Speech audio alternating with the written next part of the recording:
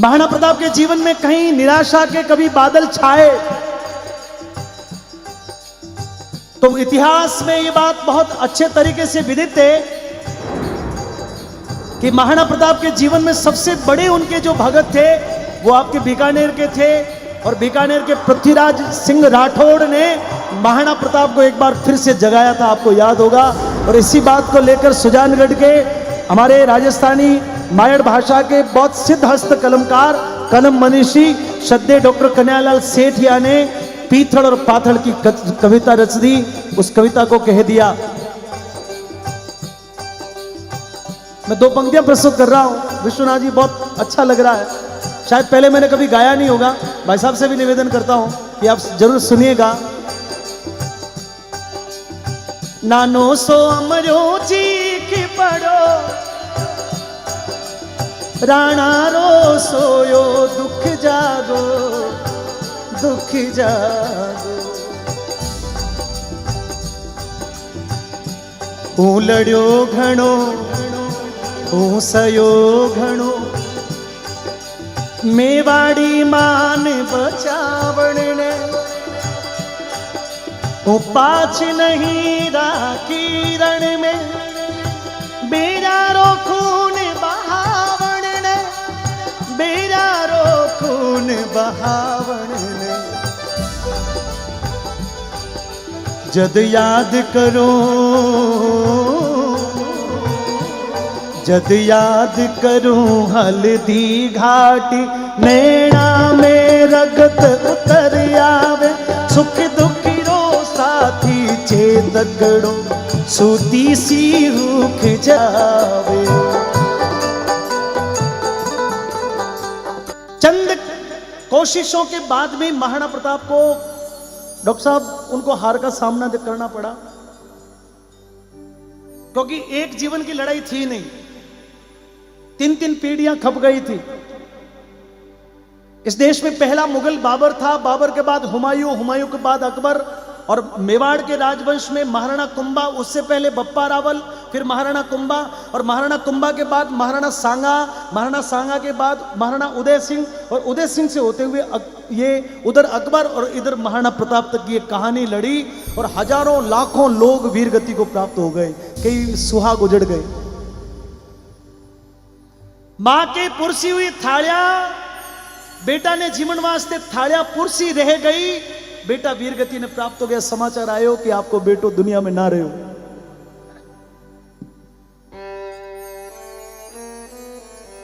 महाराणा प्रताप की शक्ति क्षीण हो गई। कुछ समय महाराणा प्रताप अपने महलों को छोड़कर जंगलों में चले गए, स्वयं और अपने परिवार को घास फूस की रोटी खिलानी कबूल कर ली, पर अकबर की गुलामी नहीं करूंगा ऐसी प्रतिज्ञा महाराणा प्रताप ने कर ली।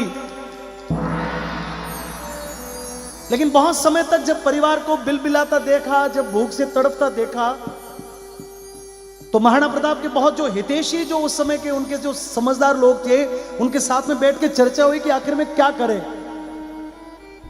ये जब जो बुद्धिजीवी लोग बैठे, मैं निवेदन करता हूं आप बहुत ध्यान से सुनना।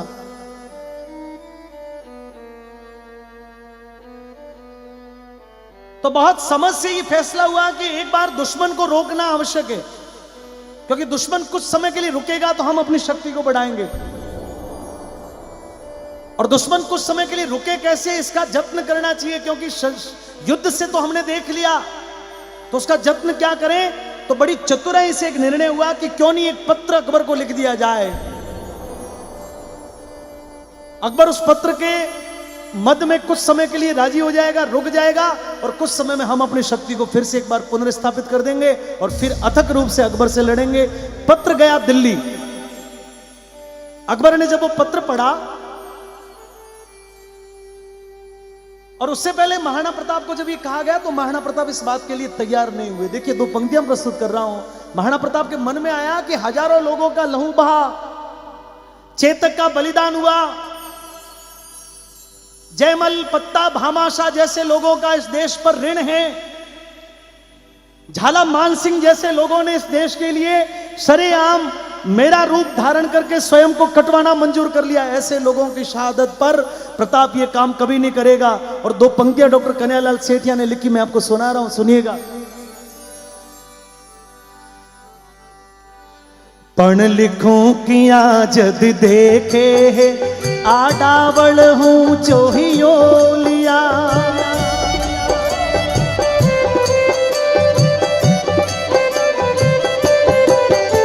पण लिखूं किया जद देखे, आडावल ऊंचो ही लिया।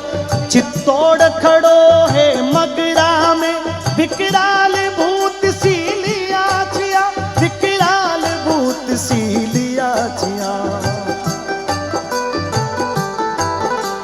झुकूं किया है आण मने, कुड़रा के शरिया बानारी। हूँ बुझूं किया हूँ शेष लपट, आजादी रे परवाना रे। लेकिन फिर भी महाराणा प्रताप ने पत्र लिख दिया। पत्र अकबर के हाथों में गया, अकबर का सपना सच हो गया। लेकिन अकबर बड़ा धूर्त था। अकबर चाहता था कि महाराणा प्रताप की इस हार को सिर्फ मैं या मेरा दरबार नहीं पड़े, पूरे देश को पता चलना चाहिए कि हिंदुआ सूरज, मेवाड़ की वो आन बान की शान की वो पगड़ी आज अकबर के पैरों में पड़ी है। अकबर को यह पता था कि महाराणा प्रताप का सबसे बड़ा भक्त कौन है। और अकबर ने दिल्ली से बीकानेर समाचार भिजवाया, पृथ्वीराज सिंह को दिल्ली बुलवाया। पृथ्वीराज सिंह दिल्ली पहुंचे। भरी कचेरी में वो कागज महाराणा प्रताप का पृथ्वीराज सिंह के हाथ में दे के अकबर बोला, मर डूब चलू भर पानी में, झूठा ही गाल बजावे हो।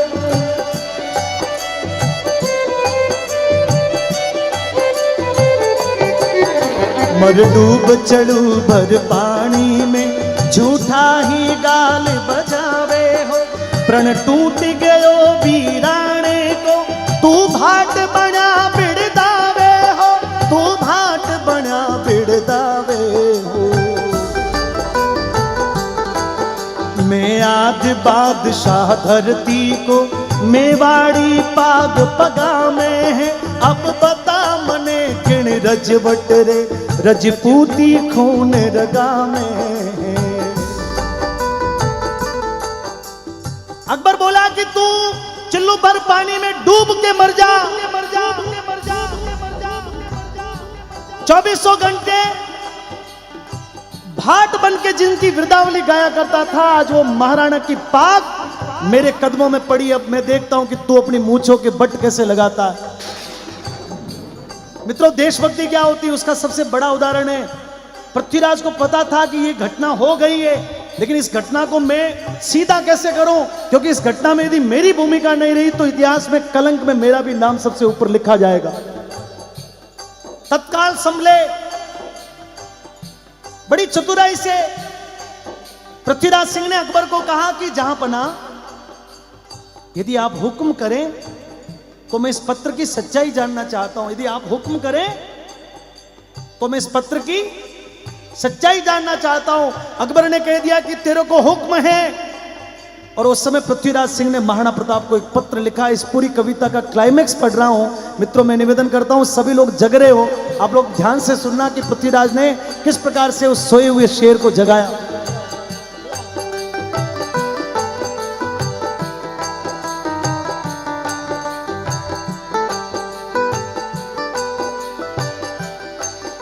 मैं आज सुनी है नाहरियो, साड़िया के सागे सोवेलो।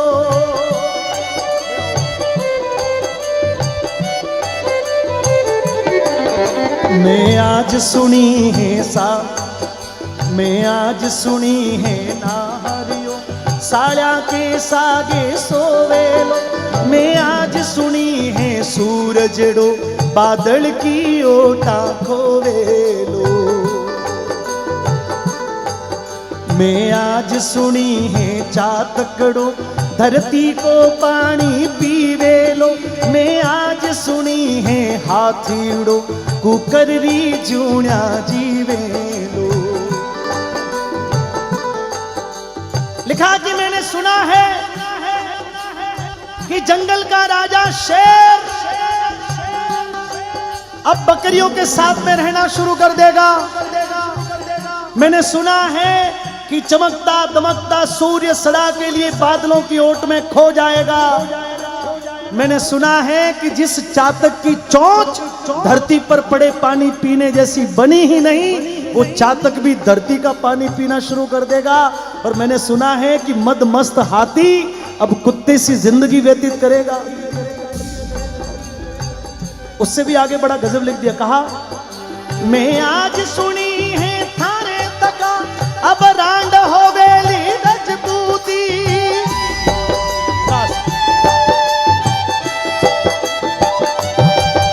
मैं आज सुनी है थारे तका, अब रांड हो गई रजपूती। मैं आज सुनी है म्याना में तलवार रवेली अब सूती। मैंने सुना है कि आपके होते हुए रजपूती विधवा हो जाएगी। दुश्मन की छाती का संहार करने वाली तलवार अब सदा के लिए म्यान में विश्राम करेगी। ये बात कहां तक मानो।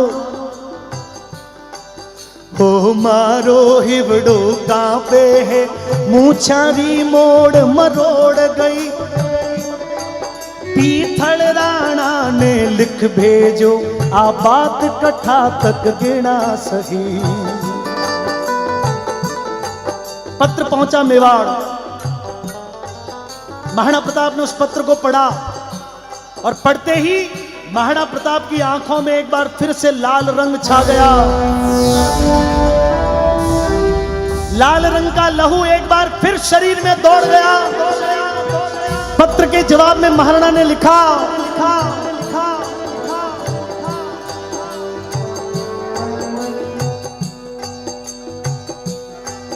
पीथल के खिमता बादल री, जो रोके सूर्य उगाड़ी ने। ताली के साथ में। पीथल के खिमता बादल री, जो रोके सूर्य उगाड़ी ने। सिंघारी हाथड़ सहले वे, बाकूक मिली कद स्याली ने। बाकूक मिली कद स्याली ने। धरती को पानी पीवेसी, चातक की चोंच बनी कोनी।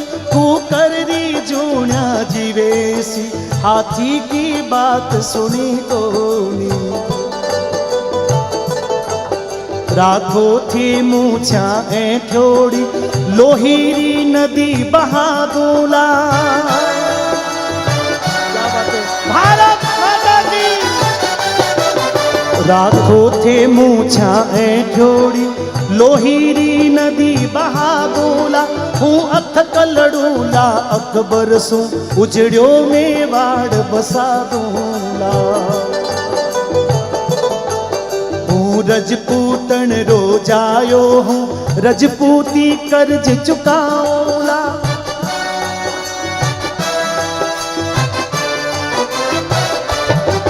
हूँ रजपूतन रोजायो हूँ, रजपूती आन निभाऊला।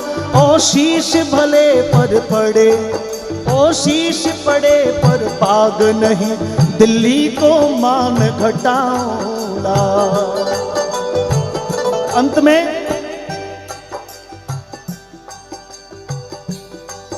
जदराणा, समझ में आया तो तालियां उठा देना, अभी नहीं, पहले सुन लो।